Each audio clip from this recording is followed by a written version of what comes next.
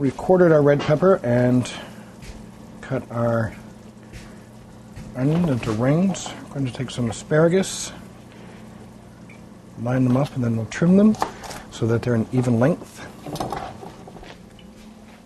I'm going to take a portobello mushroom and I'm going to remove the stem, but you don't have to. I'm just doing it because then it will be flat for me to cut.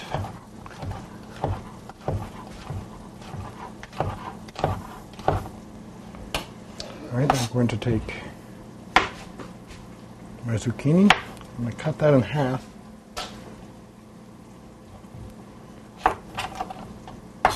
And then I'm just going to cut some rings with it.